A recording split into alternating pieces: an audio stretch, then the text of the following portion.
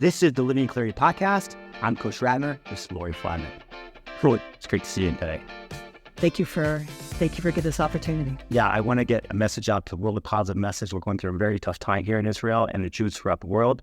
And I want to send a positive message. I want to do what I can to make the world a better place. That's all I can do, right? Everybody has to listen to what's going on in the world and in world history and have to respond based on their talent, your unique talents and skills, and the fact that you're using your platform, to inspire and to inform is very, very important. So I want to discuss with you too. It's very important. I want to know what the deeper message is here. That's, this is a major tragedy.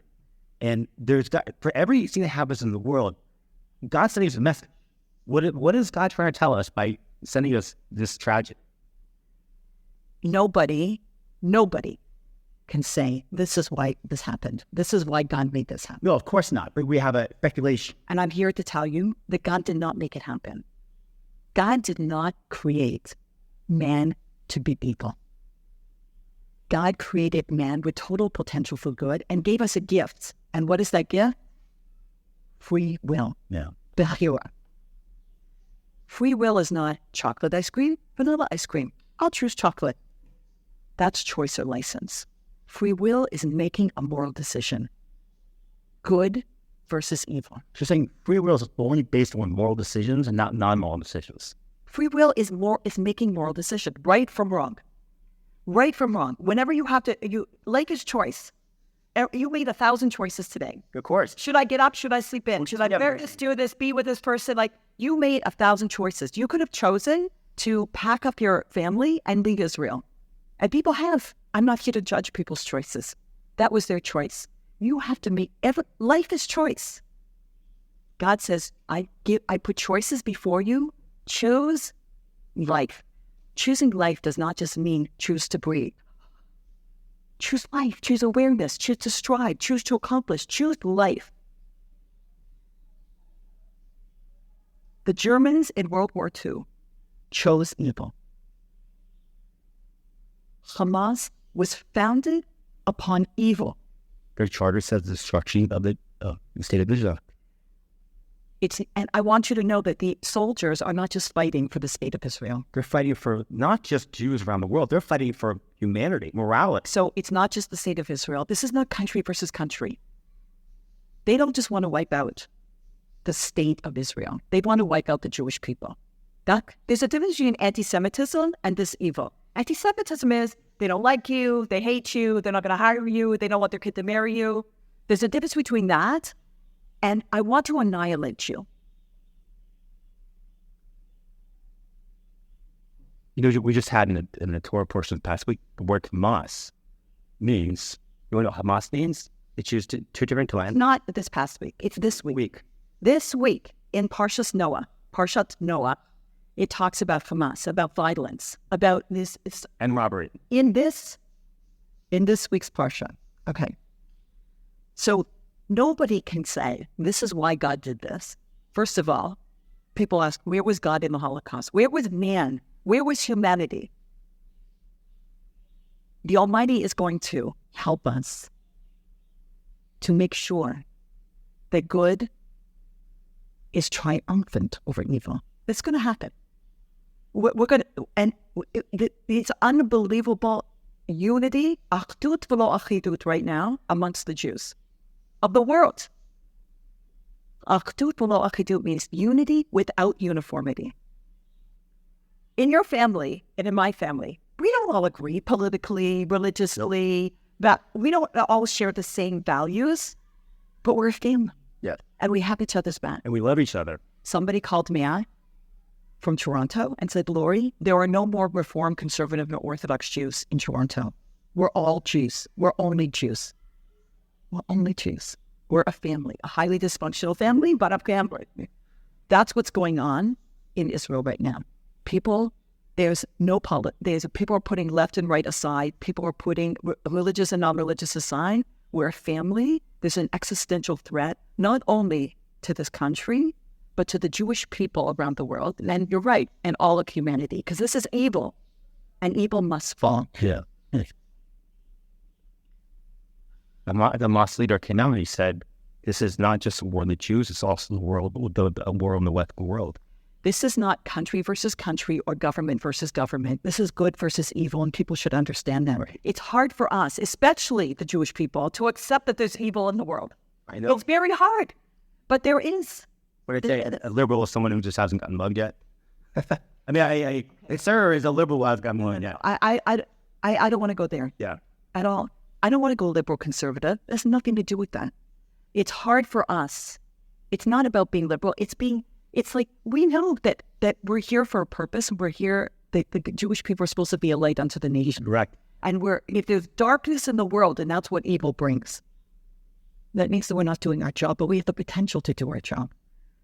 One candle, one flame can light up a whole world of darkness. That's all it takes. So all of us, what is our response? We have to respond on all fronts. Practically, physically, spiritually. You have to look, and every person has to look within themselves. What are the unique gifts, talents, and skills that the Almighty has given me? Resources, connections, and take all of that and channel it into this situation now. Just like you are taking your voice, your broadcast, your podcast, and interviewing people and putting out messages, because you know this is unique. You have a unique gift, and this is what you're going to use it for good. So each and every one of us out there has to look within ourselves. What can I do? So let's go spiritually and practically. Spiritually. It says prayer is an expression of the heart. If it didn't come from your heart, you didn't pray. You may have gone into your house of worship, stood up when you're supposed to stand up, sit down when you're supposed to sit down. And sometimes when I was growing up, my goal was not to be sitting when they're standing, not to be standing where they're sitting. Make sure to say the right word. But that's Simon Says. Yeah. The congregation will now be Work 2 days. Prayer is an expression of the heart. Calling out from the depths of your heart and soul. In your own language, in your own words. What could possibly be greater than words from the heart? Words from a broken heart. And what's going on? Our hearts are broken.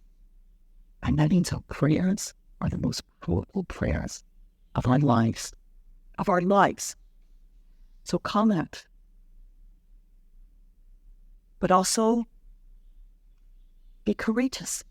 Your voice should be lifting to heaven, but your voice should also lift out. You need to call up and call out to the world and to be proud, whether you're Jewish or not Jewish, to stand for Israel, because you're standing for good versus evil. The atrocities are beyond. I was there yesterday.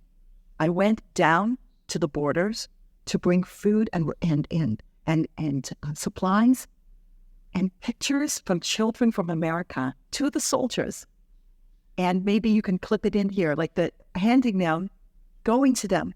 The food and supplies, they were so grateful. But when I handed them a colorful picture of a child from America that thousands of people have scanned and sent to me, I'm calling it Hugs for Heroes.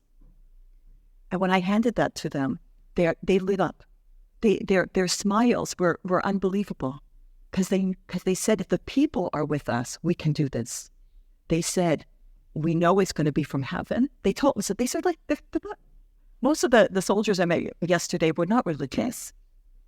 And it's not just that there's no atheists in a foxhole. They know. They said it's going to be from the people and from heaven. And that's how we're going to win. And they are pumped. Their spirit is high. And I say high makes life. That's what they like. It's like the spirit is high. Yeah. And I said to them, and this has been the battle cry since the beginning, is Am-Yisrael Chai. The Jewish nation lives. Am-Yisrael Chai. And their spirit is high. It really is.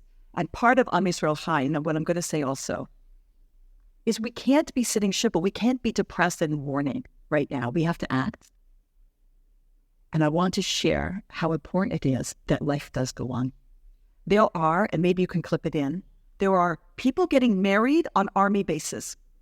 And they're singing and they're dancing on the army base. It is so, is that appropriate now? That is the greatest thing we can do. Is that Am-Israel Chai, the Jewish people are going to go on and they're going to live. Happiness is taking pleasure in what you have. It's count your blessings. Taking pleasure. Don't forget during these times to take pleasure. Our Rabbi Noah Weinberg of blessed memory, taught us that pleasure is the fuel to get through the pain. Yes, it is. If you don't take a lot of pleasure in life, it means counting your blessings. Look around, no matter what is going on, there is so much to be grateful for. So much to be grateful for. Simcha, joy. This is the digit happiness and joy. Joy, simcha, is knowing that there's going to be future happiness. It's very future-oriented. Because when do the Jewish people use the word simcha, simcha? When there is a brit milah, a bris, when there's a bar bat mitzvah, I'm going to a simcha, when there's a wedding. So the joy that you feel at a wedding, or at a bar bat mitzvah, or at the brit milah, is not the moment. It's not, wow, great food. Oh, wow, this is... Wow, they dated for 9 months to getting married. Big deal. Great music. It's not the moment. It's the potential of this moment. Yeah. It's not the moment now. It's the potential of this incredible life event.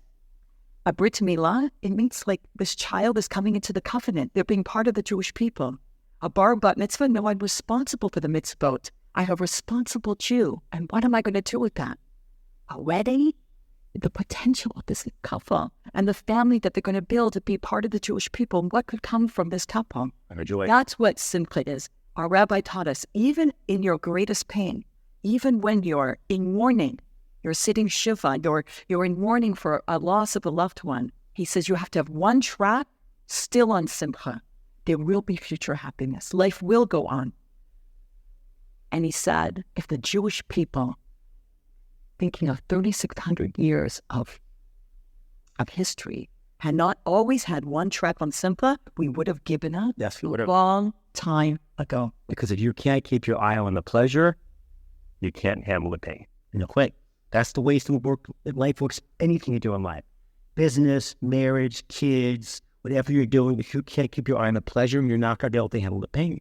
And it's the only way you get through situations like this, like I do now, is I have to keep my eye on the pleasure. And, it's funny, I'm in the middle of writing a book on low self-esteem and actually using some of my concepts I'm writing about to help me get through this. I've been struggling. I've only lived in Israel 4 years. I'm not Israeli. I don't speak the language. So it's been hard for me And I actually have everyone in my family, it's been the hardest for me. But I've been using my, doing this right now as part of my cure, filming positive messages. Doctor, heal thyself. Yeah, dying good messages, exercise. I ran 3.5 miles today. I'm making yummy dinners every single night. I bought a bag of some food. I'm bringing it home to bake some artichokes and pasta tonight. I'm trying to do things. I'd like to come. Yeah. You're more than welcome to. Thank you. I like my cook. Yeah, food. So you talked about the spirituality part of it. What about the practical part of it? Now I know going down to the army yesterday and passing out. There are so many organizations doing so much good. Yeah. First of all, I have never, ever been more proud to be a Jew in my entire life. And what you're saying and what you're sharing with me, the test of emunah, faith, the test of bitachon, of trust, the test of standing for Israel and being a Zionist is not when everything's going great. Yeah. No. Daniel, it's now. Yeah. It's now. Yeah. The Almighty wants to know, do you really believe it? Yeah. And how much do you want it? Right. And what are you willing to do for it? Yeah. Our rabbi also taught us, when you know what you're willing to die for, now you know what you're willing to live for. So he would ask a CEO of a corporation, would you give your life for your company? No. Would you give your life for your kids? Of course. Oh, you wouldn't die for your company, but you seem to be living for your company. You would give your life for your children. How much time do you spend with your children? Sure. You're willing to die for Israel? Live for Israel. You're willing to die for the Jewish people? Live for the Jewish people. All of us have to ask ourselves, what would I be willing to give my life for? And nobody wants to die. No, that's not what this is about, though. This is not about being a martyr. My brother, at the height of the Second Intifada, when things were very bad here and buses were being blown up, 2001. he made Aliyah. He moved his family to Israel. My mother was beside herself. My mother was like, I'm on the boat with my mother. How can he do this? And he's putting them in danger. And I said to my mother, and I meant it, and I mean it now. God already knows when it's our time. Yeah. All right, you're not fooling God. Yeah. My brother, Randy, who I love very much, could die when it's his time, hit by a bus, a TTC bus in Toronto, and his death is meaningless. Or he can die as a Jew in Israel, and his death has meaning. I hope and pray that I live in good health, mind, and spirit till 120. Amazing. But one is my greatest fear, that I'm not living my life and my potential in meaning. And I hope that even my life has meaning, and even my death has meaning. I'm not going anywhere. We were in Toronto when the war broke out. We were there for the holiday of Sukkot. I was living in a big, beautiful mansion that my friend, helped let me use. Yes. She was away. I'm not. Note to people, if you have a big mansion somewhere, for Sukkot next year, a lawyer like that. So why did we go there? My mother's elderly. She's 90. Can I tell you again, we have to be counting our blessings right now and taking pleasure. Normally, my mother's decline and her dementia it's a source of pain. Sure. Now, it's a blessing. She has no idea the war's going on. She has no idea that her children, grandchildren, great-grandchildren are in Israel right now, and that what is happening. Good bomb shelters. If she didn't have dementia, and she was watching the news, not watching the news, you know what she watches? She has this thing that's called Aura. It's a framed, where you can upload, we all upload from all over the world, pictures of our children. Children. She just watches it all day long. That's what she does. That's what she watches all day long. She watches the pictures of her children, grandchildren, great-grandchildren. And I'm grateful. Usually that's painful for me. Yeah. I'm grateful that she's unaware. Even that is giving me pleasure. It's a blessing right now that she has dementia. So we have to be counting our blessings. We have to be very grateful. And I have to tell you, there was no question when the war broke out that I was coming back. Yeah. And it wasn't easy because all the flights were canceled. Yes. Unless you were flying El Al. The national El Al, can you believe that? Thank God for El Al. And they had 60 flights last week. And this is the only war. I want you to understand that this is historic. No war breaks out in a country and more people come to that country than leave. People are getting on planes, not just because this is my home and I'm going back. They're coming to serve. They're coming to fight. They're coming to stand with Israel. It is the most unbelievable. People are leaving their families. It is incredible because when your family needs you and your family home needs you, I'm here. Yeah. I'm here. It is so inspiring. So when, even my all my kids are gathered with us in Toronto for the holiday, except for my son who lives in Israel. Why? Because his wife is expecting soon. Yeah. So even he said and called up, maybe you shouldn't come back. There's a war. I said, we're coming. Yeah. There's no question we're coming. And even my daughters, I have 2 daughters, we have 5 kids. 3 live in Israel, 2 live in the States. My daughter's in the States and maybe you shouldn't go back. I said, we're coming. We're coming. There was no question that if I was, and I think your wife would feel the same way, if I was stuck in America right now and couldn't get back to Israel, if I couldn't get a flight and it wasn't easy, I'd be building a boat. Yeah. I have asked myself 1,001 times, deep inside of my heart and soul, and I never shared this with anybody since I was 10 years old. What would I have done in the Holocaust? When I was finally aware of reading books and I became obsessed with it. And what would I have done? Would I be a naive, good, polite Canadian? And they said, okay, pack up your goods and we're going to send you to a place and it's a work camp and work will set you free, and believe them? Would I jumped off the trains?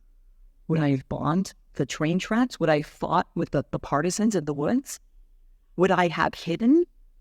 What would I have done? I think about it almost every day of my life. I think about if I woke up living in Gaza and I was a child of Hamas terrorists, how would I look at the world? Like, would I believe what my father believed? Because that's what he teaches me? Or would I finally get clarity in my late teens, late 20s and look at the world and go online and read things, understand what I make popular? I know there are some who are from terrorist families and they've come out and spoken against them. Listen, very few people can be Abraham Avinu, to stand up against his own society. Right. We are a product of our society, but we have to be thinkers.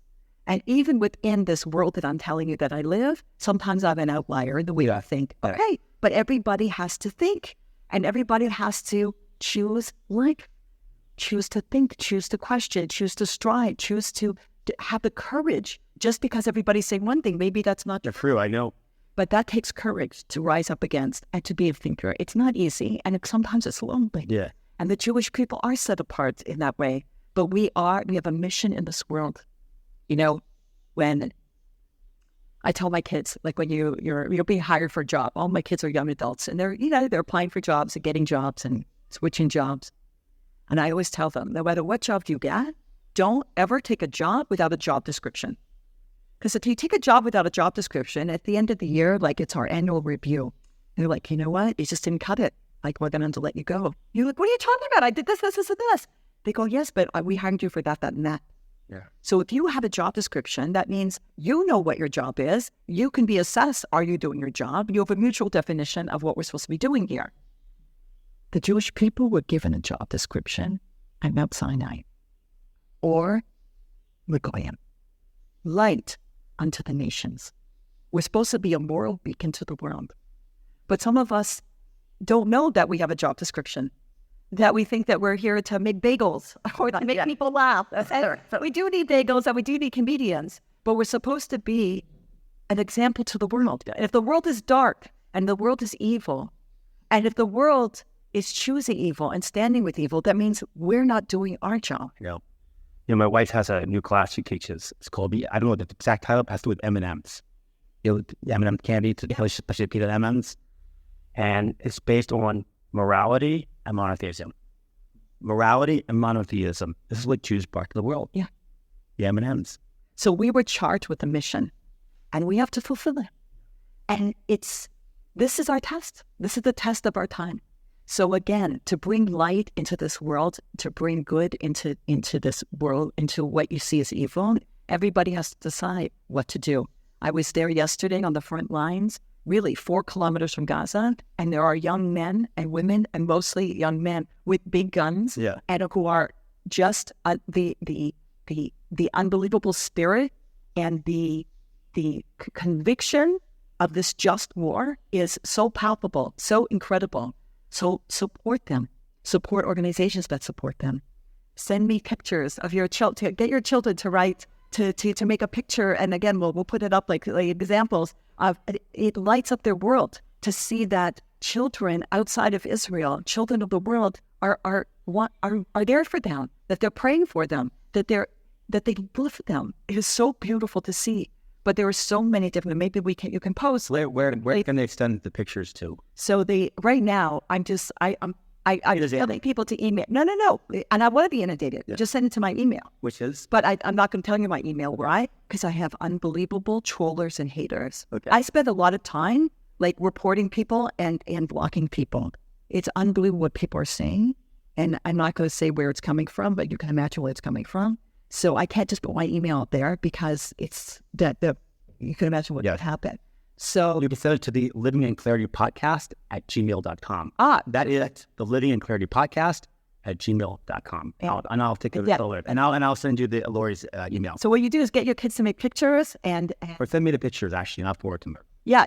Send the pictures and scan it and send it to Daniel, and he'll send it to me, and I'm going to make sure that the soldiers get them. Somebody sent me one in Spanish. I'm going to make sure the soldiers who speak Spanish, because the Jews have come from the 4 corners of the world here. So they're Russian speaking and Spanish speaking and Portuguese speaking And of course, Ethiopia, everybody. Incredible. And it's so, and they're one. It's the most beautiful thing. The brotherhood, the sisterhood. It's just incredible. And there are many organizations, and maybe I can give Daniel like examples who are doing incredible work. Thank Israeli soldiers. United Hatzalah, FIDF. Friends of the IDF. Yeah, who are supporting the soldiers in a real way, and who are on the front lines. There's many organizations that are doing great work. Be careful not to give to people, like don't get scammed or anything. And you can contact Daniel, and I'll give Daniel other examples, and he can send them to you. And send me the pictures. And Momentum, I'm the founding director of Momentum, an organization that has brought tens of thousands of Jewish mothers and also fathers from all over the world, from 36 different countries to Israel over the years. So we are mobilizing them. They are on fire. They're on fire. We didn't have to tell them what to do. They immediately, because they loved Israel, and that's what I want to end with. Rabbi Dessler says in his work, Strike for Truth, he asks the philosophical question, does loving lead to giving, or does giving lead to loving? I love you, so I give to you, or the more I get to you, the more I love you? And the Jewish answer is, the more I give, the more I love. That's why babies are born helpless. So you're giving. To give. No, so giving leads to loving. So what's going on now? People are giving to each other, supporting each other, and people are giving to Israel. So I tell that we're supposed to have thousands of participants this fall coming to Israel under Momentum. And we're talking about doing a solidarity trip or unity trip, and so stay tuned. But what am I saying to the thousands of participants? When you come, when this is over, God willing, probably at the beginning in our trips in 2024, these are going to be the greatest trips that we have ever had. Why? Because you have spent the time giving to each other and giving to Israel. So you're going to be the most loving cohort, and you've already fallen in love with this land. It's going to be the most powerful time because we're going to come and we will rebuild all Israel. Lori, just amazing. Thank you so much. Thank you so much for watching the Living in Clarity podcast. I'm Coach Ratner. This is Lori Palatnik. See you next time.